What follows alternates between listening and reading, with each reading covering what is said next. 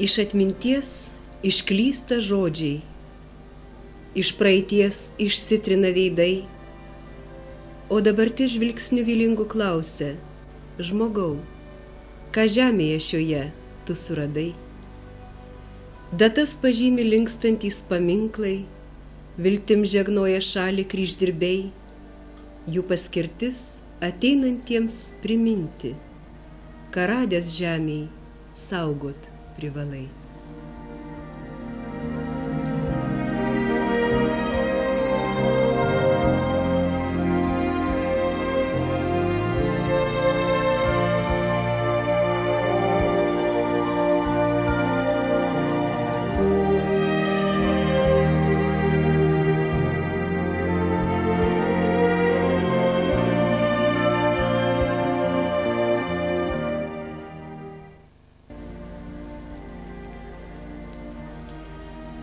Laiką žymi datos, svarbios pasauliui, žmonijai, atskirai tautai, atskiram žmogui. Jos glūdi mumyse tarsi šlifuoti upelio akmenys. Laikas nuo laiko didesnės srovės išmetami į dabarties paviršių. Bet žmogus negali be jų gyventi. Jomis pažymėti istorijos lūžiai, kiekvieno žmogaus lemtis istorijos posūkiuose. Datos, kurios istorijos vyksme atsinaujina ir kartoja kiti žmonės, kitos kartos. Tame kartojime pasitikrindamos jų reikšmingumą, save, savo siekimus. Niekas neginčys tiesos, koks reikšmingas Lietuvai paskutinis antrojo tūkstantmečio dešimtmetis, sugrąžinęs istorinę tiesą, istorinę atmintį, sugrąžinęs asmenybės, kurių vardai ilgus dešimtmečius buvo laiko dulkių apnešti. Viena tokių asmenybių, kuria pagrįstai gali didžiuotis Kelmės rajonas, tai 1918 m. vasario 16-osios nepriklausomybės akto signataras, Užvenčio dvaro savininkas Jonas Smilgevičius. Juk ne kiekvieno Lietuvos rajono žmonės gali sakyti tokį žmogų praeityje turėję. Tikrovė, sugrąžindama praeities faktus, tarsi tikrintų dabarties žmogų. Kiek jis yra vertas tą praeitį savimi priimti, ją pagerbti, taip pagerbdamas ir vertindamas sugrąžintąjį patį Lietuvos nepriklausomybės faktą.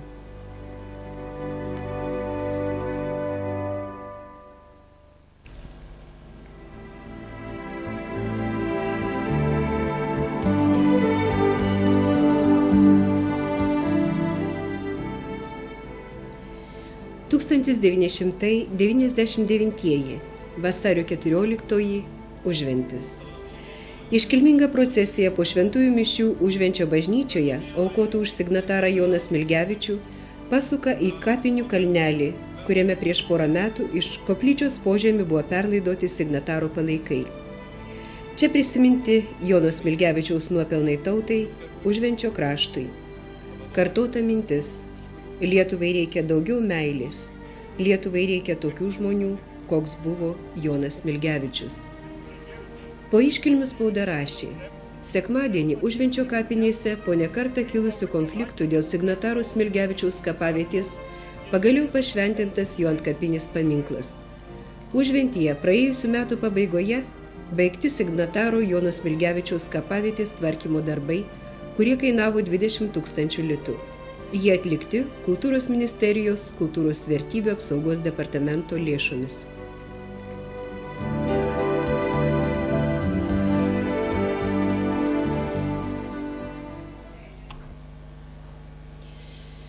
Šioje vietoje dėrėtų stabtelėti ir prisiminti Jono Smilgevičiaus anūko Vitalijaus Petrušio, gyvenančio Kalifornijoje, Santa Monikos mieste, pasakojimą, kaip jis 1993-aisiais pirmą kartą po 51 metų atvykęs į Užventį paprašė atidengti koplyčios, kurioje ilsėjosi jo senelis, požemius. Į juos vedė statūs laiptai. Koplyčios rūsys buvo užremtas geležinėmis durimis. Laiptuose gausų šiukšlių. Požemin leidosi žvake pasišviesdami. Jono Smilgevičiaus karstą atrado šalia klebono Adomo Petkevičiaus bei Albino Janušo ir vokiečių kapeliono karstų. Vitalijus Petrušis pamatė bauginantį ir graudų vaizdą. Karstas ir senelio palaikai buvo išniekinti, karsto dangtis nukeltas ir numestas, kaukolė gulėjo požemio kampe. Tada pasitelkęs užventiškius sukalė didelę medinę dėžę, tokią didelę, kad jos šonus tik koplyčios viduje tegalėjo surinkti. Įdėjo į ją karstą ir ant viršaus užrašė Jonas Smilgevičius. Pradėjo rūpintis savo perlaidojimu į žemę, savo prisiekęs. Žemaitis turi ilsėtis Žemaičių žemėje. Sugrįžęs Užventin 1996-aisiais paprašė lopinėlio žemės Užvenčio kapinėse. Išrinktoji vieta, į kurią atgulė signataro palaikai, buvusi nedidelė ir kukli. Tačiau dėl šios kapavietės teko patirti visokių piktybių. Man net baisu pagalvoti, kad lietuviai daro tokių dalykų vienas kitam, sakė Vitalis Petrušis. Dėl Jono Smilgevičiaus perlaidojimo į vietą, kuri atrodė miela giminėms, nes yra netoli koplyčios, kurioje 54 metus signataras ilsėjosi, nuo kalnelio tarsi gali matyti buvusias Smilgevičių žemes, kurių per 800 hektarų signataras užventiškiams paliko. Ginčai ir neramumai dėl šios vietos tęsiasi iki šioliai. Mat, kapą prieminus betono tvorelė ir padarius paminklo pagrindą, kitoje takelio pusėje palaidotųjų Norkų šeimos artimiesiems Antaninai ir Antanui Paliuliams pasirodė, jog ši betono tvorelė per daug arti jų giminės kapavietės. Reikalavo, kad būtų išdaužyta plytų siena nuo jų kapo pusės. Nors naujajame kape signataras guli jau beveik 3 metai, aistros dėl kapaviečių plotų vis tiek nerimsta. Statyti pomniką ir jie pomniką pradėjo statyti vėl, kaip buvo pirma, iki pat kapo. Tada mes kreipėmės į Vilnių. Vilnius atsiuntė iš Kelmės Ulinskaitę tą ir jau jie atvažiavo iš čia vietoje žiūrėti, tai tada jau Lekšas davė atsakymą, kad gerai yra. Kaip jis davė atsakymą, kad gerai, Ulinskytės, tai tada mes kreipėmės vėl toliau į Vilnių. Tada kreipėmės į Vilnių, į Seimą. Kai kreipėmės į Seimą, Seimo narys Listavičius, tada visus tos mūsų 9 lapus priedų, visus persiuntė į kultūros ministeriją, Šalteniui ministrui. Tada Šaltenis ministras jau atsiuntė iš Vilniaus čia žmonės ir jau gatavai atsiuntė padirbęs visus tuos aktus surašęs, viską tą, kad skaitos sumažins ir, sakė, gegužės 1, gal balandžio pabaigoje bus viskas sutvarkyta. 87 metų Antaninos Paliulienės mama Liucija Norkienė, pagarbiai atsiliepianti apie signatarą, taip pat įsigyvenusi į šį konfliktą. Nemėgojau ponio, nevalgyti galėjau, nei mėgoti. Man atėmė ir atėmė. Dabar ne iš bažnyčią nuėjau, verku per dienas nuėdavau, dabar duktė, kol dirba, na čia taupkasi visą laiką. Nebuvo ką, dabar kaip namie besivojėjai, aš privaikščios. Iš lovas, kad reikia išlipti lauko, išeiti su krūkės. Močiute, kodėl jūs taip pergyvenot skaudžiai? Kodėl pergyvenau, kur palaidos, ką mane, kad aš neatmenu, kad jau tėvelį laido. Tai kaip jūs įvardintumėte šitą nesusipratimą? Kieno tai didžiausia kaltė vis dėlto? Aš čia sakyčiau, didžiausia kaltė yra vietinės valdžios. Lekšas buvo irgi lygiagrečiai, ir Balsienė, ir kapininkas, matė, sako, ką jūs galvojate, juk neišneš mums jokias tos išmeras. Ir kada Monkauskaitė davė atsakymą, kada paklausiau aš juos, jinai pasakė, ne, mes nedaleidžiam, bet, sako, skaitos meras Lekšas, sako, pasakė, aš laidosiu vis tiek. Lekšas šiandien nebe meras, išėjo, o širdies skausmas, kam palika mum. Signataro perlaidojimu daug rūpintis teko kapininkui Jonui Račkauskui, kurį pagelbėti prašė Jono Smilgevičiaus anūkas Vitalis Petrušis ir kuriam Paliuliai šiandien taiko dalį savo priekaištų. Ir nuvažiavome kapines, apžiūrėjome, paskyriau vietą šalia kunigo Repšio, nes kad dandy garbingas žmogus buvo šitas Smilgevičius. Jų Lietuvoje buvo tik 20 tokių signatarų. Nu, paskyrėm šitą vietą ir su pono Vitaliu Petrušiu sutarėm, kad šitą kapą iškasim duobę ir išmūrysim. Kada išmūrijom, ištinkavom. Kiek tai užtruko? Vieną dieną iškasim, antrą dieną išmūrijom šitą. Ir prieš pat laidotuves ponai Paliuliai pradėjo pretenzijas reikšti, kad neva mes užgrobė jų kapavietę. Aš užsakiau karstą eglės firmai Kelmėje. Buvo karstas užsakytas 1,80 m pagal žmogaus ūgį. Nes kada darėm karstą, aš pasižiūrėjau, kad ir dar buvo batai, buvo kostiumas, viskas buvo. Kūnas, sakau, mažesnį negalim. Bet kadangi buvo komplektas, prasidėjo komplektas sumažinti kapavį, sumažinomės, karstas susimažinom iki 1,70 m. Ir dar nesitenko. Tada karstą padarėm vaikiškai 1,50 m. 3 kartus, reiškia, skambinau, prašiau, kad mažinti karstą. Tai gerai, ačiū tai Eglės firmai, tai jinai padarė viską. Sumažin. Ir vaikišką karstą įsudėjau. Nu į ką, palaidojom ir po šią dieną tas konfliktas tęsiasi. Tai jūs nuvažiuosite į kapines, pažiūrėti turnyrą iš visą praėjimą. Žmonės per vieną, kitą lip. Naujos kapos, tai yra takai, o čia senis kapinis. Viens paminklas prie paminklo. Nieko nepadarys. O kaip jūs vertintumėt, kuo grįstas šitas ambicijų karas? Kodėl jis kilo? Nu, aš neįsivaizduoju, jeigu žmogus paliko 850 hektarų mums užventiškiams ir jam nebėra 2 metrų 50 centimetrų užvenčių kapinės kaulo milsėti, nu, aš neįsivaizduoju, kur mūsų yra rajono valdžia, kur ten sėdi ministerijos. O šiame konflikte, ar, sakykime, kalti vieni tik tai paliuliai, ar buvo galima kažkaip sustabdyti tą konfliktą, tą nepasitenkinimą kilusi, galbūt turėjo kažkas įsikišti ir priimti kažkokį sprendimą rimtesnį? Taip, rajono valdžia. Buvo rajono meras Lekšas. Čia kalščiausia, aš nieko kito nekaltinu, tik tai rajono merą Lekšą buvusi. Paliuliai laukia kapavietės pertvarkų, jų žodžiais įvyksinčių dar iki gegužės 1. Pasak Jono Račkausko, jei ir bus demontuotas esamas juodo granito kapo apvadas pagal numatomą kultūros paveldo centro korektūrą ir jo išorinė kraštinė sulyginta su paminklu, nuo to Norkų kapavietė nepadidės, nes tam trukdytų išmūrytoji Jono Smilgevičiaus kapo siena. Iš pažiūros, Norkų kapavietėje likę nemažiau vietos negu kitoms jų eilyje esančioms. Kas šiame konflikte nugalės? Kieti reikalavimai savo ar pagarba didžiam krašto vyrui, kurio palaikai vis negali surasti ramybės.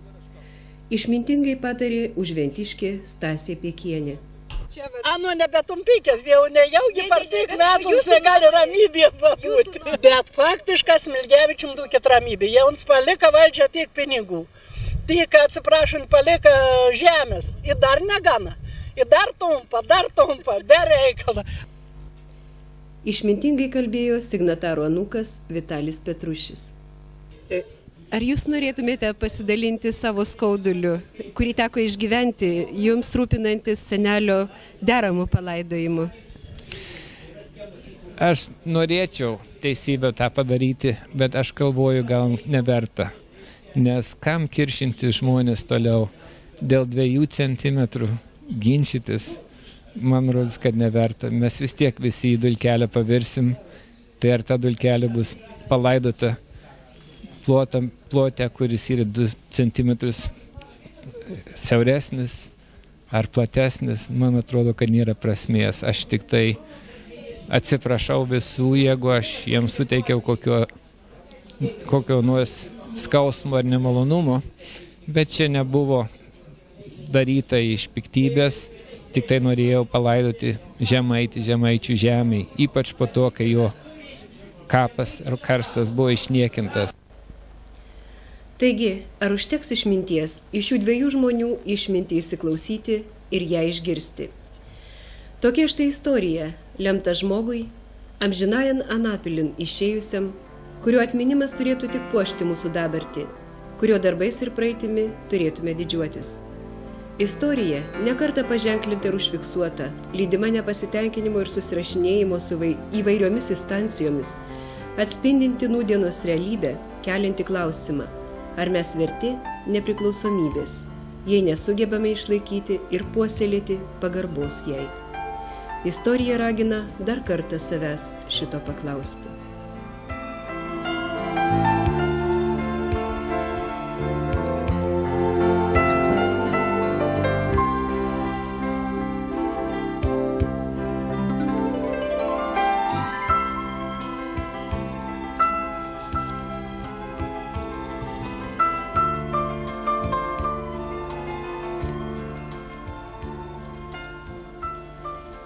Prisipildymui metai, išsidalėjimui akimirka. Akis granitą kerta ilgai verkdama. Gimimui mirčiai sekundė, aidėjimui amžiai. Rašė lietuviškojo tragizmo ir žiaurumo auka, iškilus Lietuvos kunigas ir poetas Ričardas Mikutavičius, nusakydamas daugelio lemtį. Tačiau laiko upės negali paskandinti niekino tikrosios vertės. Ji tarsi tie nugludintieji upių akmenys, kuriuos iš gelmės iškelia veržli srovė.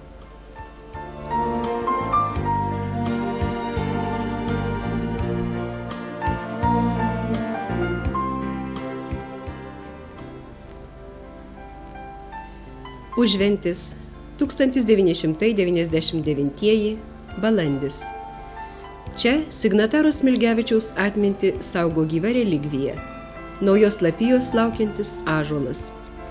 Kas žino, gal jo gyvoji dalis menas savo globėjo, čia jį pasodinusio, gimus vyriausiajam anūkui Vitalijui Petrušiui, ar minint Vytauto didžiojo mirties 500 metų jubiliejų 1930 ar 1933 metais Jono Smilgevičiaus rankas. Ąžuolas dar jaunas, teikiantis gyvybingumą ir viltį, nes ąžuolui 65 metai, per kuriuos užkalkėja žmogiškoji atmintis, reiškia tik gyvenimo pradžią. Po šiuo Smilgevičiaus ąžuoliuku augo ir seno žmonės. Atmintis saugo besibarstančius praeities trupinius. Koks buvo Jonas Smilgevičius? Dar kartą paklausykime vyriausiojo anūko Vitalijaus Petrušio, savo senelį menančio iš mažų vaikystės dienų. Aš prisimenu labai maloniai, labai gerai ir labai įspūdingai. Jis buvo man didelis autoritetas, bet tuo pačiu buvo labai malonus žmogus. Jis tikrai buvo atsidavęs savo šeimai ir visai Lietuvai ir buvo toks labai gilus žmogus, bandė pagerinti Lietuvos ekonominį stovį.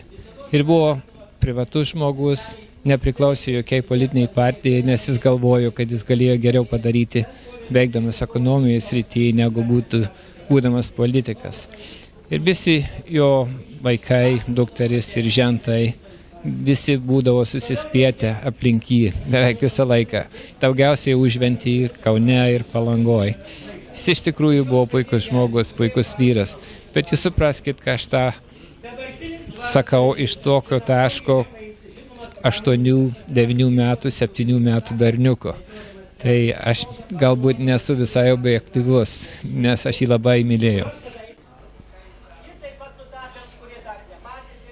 Sunkiai apie Joną Smilgevičių žinių rasime tarybinių laikų žinynuose. Štai lietuviškojoje tarybinėje enciklopedijoje Jono Smilgevičiaus pavardė turėtų būti minima po lietuviško žodžio smilga. Deja, signataro asmenybei neskirta nei eilutės. Prieš 20 metų Amerikos išeiviams apgailestaujant dėl Lietuvos likimo, vienas užventiškis komunistinių laikų dvasioje nustebintas, jog 1918 metų Lietuvos nepriklausomybės signataru pavadintas buvęs Užvenčio dvaro savininkas Jonas Smilgevičius, nepriklausomybės aktą vadino buržuaziniu, o signatarą išnaudotoju. Daugiausia apie Jono Smilgevičiaus gyvenimą gali papasakoti užventiškis kraštotyrininkas Vaclovas Rimkus, pažįstantis ir gausią signataro giminę. Apžvelgiant Jono Smilgevičiaus gyvenimą nuo jo gimimo 1870 metų, reikia minėti keletą itin svarbių jo gyvenimo įvykių ir vietovių, kurios jo gyvenime suvaidino išskirtinį vaidmenį. Žemaičių bajorų sūnus gimė Šoniuose, Alsėdžių valsčiuje, dabartinėme Plungės rajone. Mokėsi Mintaujoje, baigė Liepojos gimnaziją, studijavo ekonomiką Karaliaučiuje, vėliau Berlyne. Karaliaučiuje didelę įtaką Jonui Smilgevičiui darė profesoriaus Bezenbergerio paskaitos apie lietuvių kalbą, susitikimai Tilžyje su filosofijos daktaru, poliglotu ir poetu Jurgiu Zauerveinu, istoriku Ansu Bruožiu ir kitais žymiais to meto Prūsijos veikėjais. 3 metus Jonas Smilgevičius dirbo Petrapilio žemės ūkio mokyklos inspektoriumi, vadovavo prekybos įmonėms Varšuvoje, buvo Vilniaus geležies fabriko savininkas. Užventyje, eidami Jono Smilgevičiaus pėdsakais, suksime į buvusio dvaro rūmus, kur su pertraukomis nuo 1912 iki 1942 jų šeima gyveno. Memorialinėje lentelėje, kabančioje ant dvaro sienos, yra įsivėlusi klaida. Jono Smilgevičiaus mirties data nurodant 1943 metus. Šį dvarą Smilgevičiai pirko iš Lenkijoje gyvenusio kunigaikščio Aleksandro Druckio Liubeckio išsimokėtinai. Įvairūs šaltiniai skirtingai nurodo dvarui priklausiusi žemių kiekį, minėdami nuo 800 iki 3000 hektarų. Žinoma, jog po 1929 metų žemės reformos dvarui liko 400 hektarų žemės. Iš Šveicarijos ir Olandijos Smilgevičiai pirko geros veislės karvių. Dvaras garsėjo pilkųjų produktyviųjų karvių, iš kurių melžė po 3005 kg 3,84% riebumo pieno. Smilgevičius Užventyje pastatė spirito varyklą, plytinę, sūrinę, pieninę, didelį valsų malūną, elektrinę, lentpjūvę. Įsteigė pirmąją Lietuvoje 40 hektarų tabako plantaciją, darbus, kurioje gerai prisimena ir dabar buvusio dvaro rūmų pastate tebegyvenanti Antanina Pocaitė Ryškienė. Dirbomas prie tabako. Didelę daug augindavo. Dabar čia vieno pusė buvo, to paskui mus kokį 10 hektarų, gal daugiau buvo. Dirbom, nebėr tos džiovyklos čia, kur buvo, čia prie to namą. Džiovyklo ta, kur buvo, džiovindavo. Varsą siūlų tokių parvašų, stalą buvo, iš kočiuostus, kad nebūtų greit išdžiūtų ir tada su varsais džiovins, paskiau į dėžės pakus ir išvaš. Ar sunkiau būdavo tą tabaką apdoroti ar auginti laukuose? Nu, visko, žinai, daug darba yra. Ir reikia sodinti, ir buvo šiltname tokie padaryti, sėja, augina ten, pasosodinėjai kelios kartus, kol jau užaugint, kada plentus jau gali sodinti. Darba jau buvo daug. Ar daug žmonių tą tabaką apdorodavo? Daug. Daug labai. Iš miesto daug gąja, čia ir kaimą, dungvietą, visi labai daug gaidavo, daug reikėdavo žmonių. Jau ką nuskinti reikia ir paskiau iš kočio tokių buvo padaryti. Kočioje, varsi, džiovena, daug labai darbininkų buvo.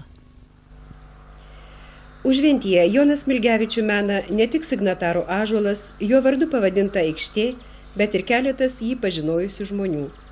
Kalba buvusi Užvenčio dvaro kumetė Zofija Vaišvilaitė Juozapavičienė, gyvenanti netoli dvaro Girnikų kaime. Nu, mes buvom šeimynas, 4 vaikai ir tėvuką. Nu, ir ne visi per karvę dirba, aš dar maža buvau. Aš nuo 5 metų pradėjau su Smilatėm draugauti. Nulieksi ją barė, anuos ateidavo ten.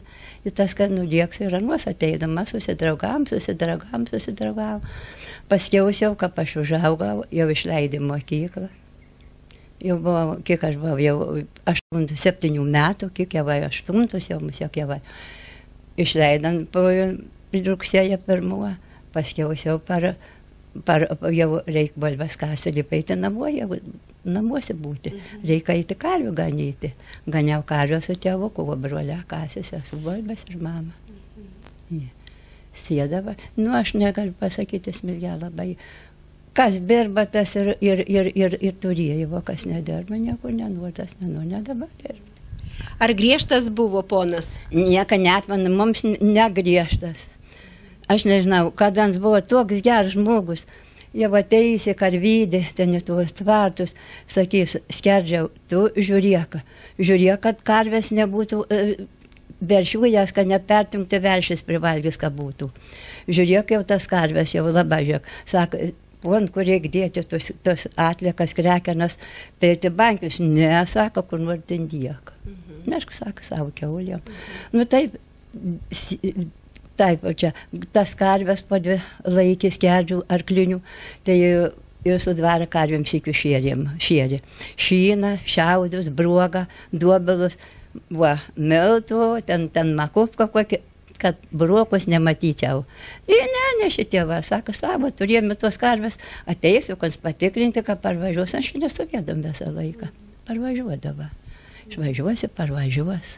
O kuris išvažiuodavo? Ne, į Kauną, ant Birbą, kur nežinomus, iki Kauną, kai jos iki davtet parvažiavo iš Kauną, kur anam reikiai ten važiavo visur. Signatarsiu, kad buvo. Nu.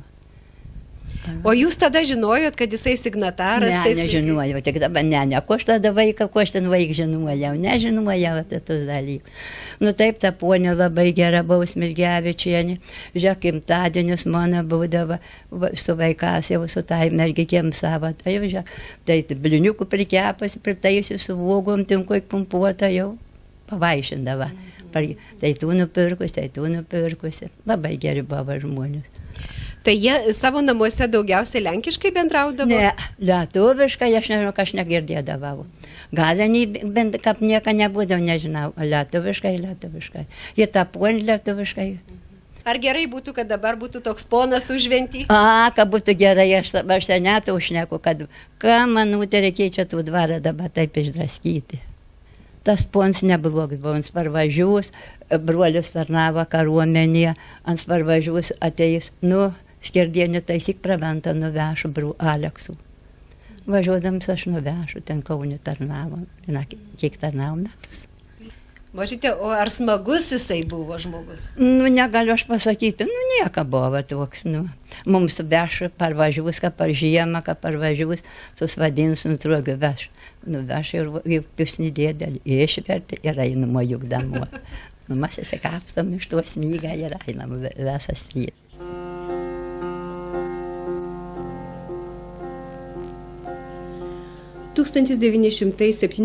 m. Vilniaus konferencijoje Jonas Smilgevičius išrenkamas į Lietuvos tarybą ir jos sudėtyje 1918 m. vasario 16 pasirašo Lietuvos nepriklausomybės aktą. Nepriklausomos Lietuvos metais Jonas Smilgevičius daug dirba keldamas šalies pramonę, kurdamas įvairias bendrovės. Jis buvo įsitikinęs, jog tik per ekonominį išsivystymą Lietuva gali pasiekti gerovę. Pažangės mintis apie Lietuvos žemės ūkį skleidė žemoje to meto spaudoje, atskirai išleido spaudinius pienininkystė Lietuvos ūkininkams, sviestininkystės vadovėlį. Į Užvenčio dvarą iš Kauno Smilgevičiai atvažiuodavo praleisti vasarų. Apie tai, koks užimtas žmogus buvo Jonas Smilgevičius, rašė Amerikos lietuvis Vilainis savo kelionių reportažuose iš Lietuvos knygelėje Čia mūsų žemė. Salione radome patį savininką. Jis mus priėmė mandagiai, tačiau vis žiūrėjo į kabantį sienoje laikrodį. Matyt, jam laikas buvo brangesnis už auksą. Minutės, sekundės jam reiškė dolerius ir litus. Jam ir laikrodžio spyruoklė jau sukosi per lėtai. Mes supratome, kad jis girdi savo malūno dundesį ir Kauno fabrikos sirenas. Iš Smilgevičiaus asmeninių daiktų yra išlikę tik tai švarkelis ir šalikėlis. 44 metai rudenį, bėgant iš Lietuvos gyventojams, o kartu reiškia Smilgevičiams, jauniausiai dukra Elena Smilgevičiūtė, dabar Miknienė, Jungtinės Amerikos valstybėse gyvenanti, pasiėmė šalikėlį atminimui ir švarkelį ir su juo keliavo iki Vokietijos. Vokietijoje laikinai apsigyveno ir ten švarkelį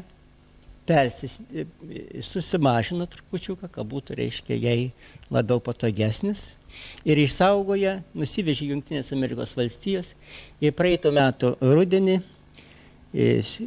padovanojo mūsų muziejai kaip eksponatus.